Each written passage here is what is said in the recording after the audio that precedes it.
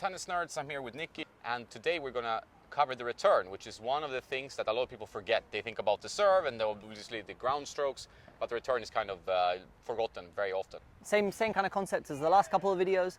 I'm going to give you guys kind of three points to kind of really focus on that hopefully you guys can take away, practice, and it'll improve your game. Yep, and remember, the return is important and you don't need to do too much on it. At the end of the video, we'll have a small announcement that I hope you like and that you follow our journey in the tennis coaching world. So the first tip is something that I think everyone can benefit from regardless of level. It is actually taking the time to think about where you're going to return the ball. A lot of the time people are trying to do way too much with the return, and so obviously the most important thing about the return is just putting the ball in the court. Someone like Novak Djokovic is the best returner in the world because he has the highest return percentage of all the other players. So it's not that he's hitting the most return winners, he's just getting the ball back. Obviously he's also placing it well and everything, but the main key aspect is that he's making more returns than anyone else. And that's the thing that I want you guys to really think about, is that actually just where you're placing, when you're aiming the shot, is a really big factor in how good your return is. Because if you're aiming down the line, cross, on big serves, or even second serves that are bouncing or whatever, or you're just not that confident on your return and you're still trying to aim for shots that perhaps you don't have the ability to hit, or you shouldn't be going for, you're going to minimize the chance of you actually making the return. So the best thing, and this works for every level, and you see so many pros do it, especially someone like Novak, is that they aim hard and deep down the middle. Because if you catch the ball late or early, you still have margin for error for the ball to go in. Plus, even for the server, when you serve, you land and the ball is on you, you have to adjust quite a lot, and it's actually not an easy shot. Whereas if you hit an okay return into either space, you land, it's kind of natural for the server to move into that space. Whereas if the ball's coming straight at you deep, then it's actually quite a sort of problematic shot to pick up. And like I said, it's just going to increase the percentage chances of you just making consistently good returns. So the first tip isn't actually technical, it's more mental, and is this just being a little bit more disciplined with saying, okay, it's 30 all, I'm going to go deep down the middle. If you're 40 love up or so and you want to go for it a little bit more, put a bit of pressure on your opponent, that's totally fine. But in general, start aiming deep down the middle a little bit more. Plus, once you get your confidence up, your timing in the return, you're seeing the ball better, then you can start to adjust a little bit where you want to return. But definitely in the beginning of matches, go deep down the middle and just get that ball in play, put the pressure on your opponent, and don't give away sort of cheap, easy mistakes. Now Jonas is going to hit some serves to me.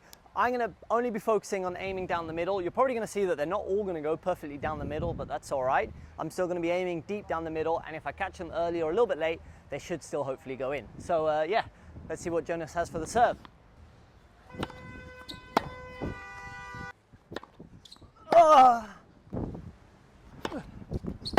Good. No! I need to work on my returns. Good.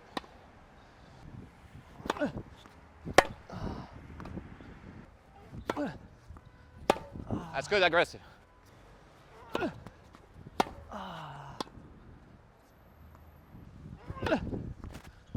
Good. So the next tip is a little bit more technical, looking a little bit more at the technique on the return. So the biggest issue and the main thing that most people know is that they shouldn't take big swings at the ball on the return. However, knowing how not to do it is not always that easy.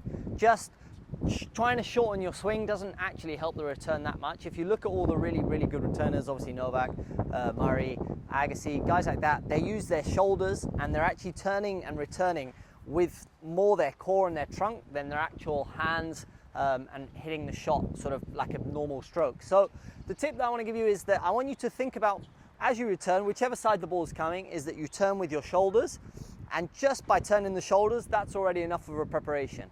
So as opposed to taking a short swing just with your arm, you're using your shoulders to turn because that's going to give you better stability to move into the court, and then as you hit, you just go forwards from there.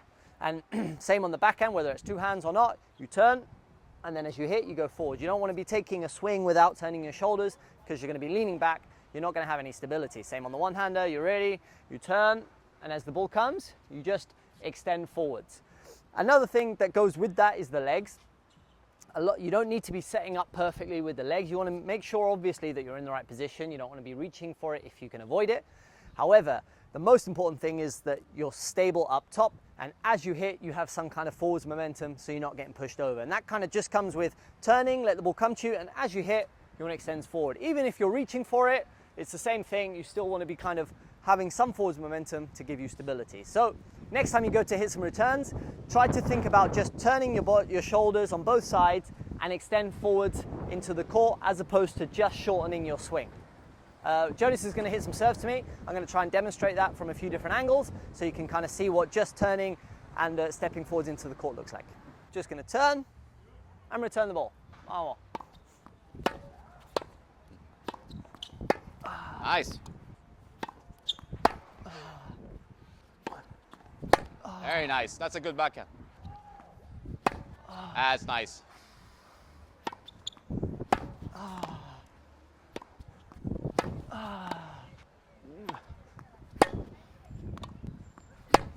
Nice.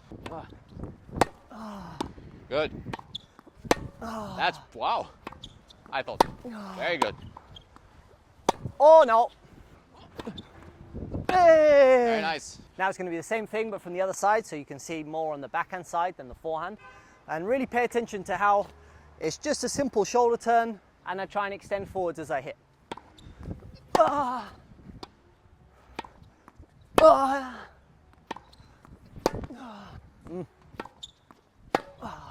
Good. Yeah, ace. Good, very good. Nice.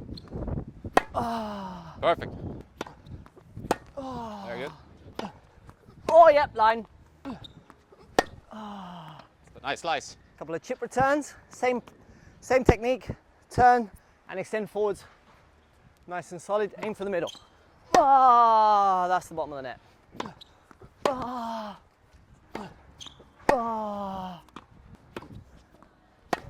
Vamos. Very nice. Even on the forehand, if you need to block them, you're playing a big server, same thing. At front, turn the shoulders, because if you just try and do it with an open body, it's going to be very hard to hold the speed. So even if you're going to block it, that's fine. You still need to turn the shoulders, push it back deep down the middle, and recover your position in the court.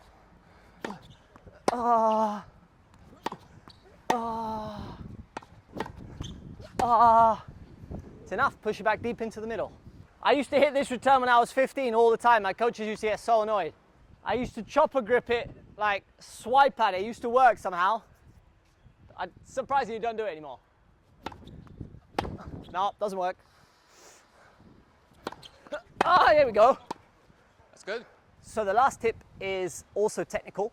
It's going to kind of, together with the legs and your contact point, I kind of mentioned it already, and it's that forwards momentum. You want to be going into the court ever so slightly. Even if it's a very big serve, you want to cut off the angles ever so slightly.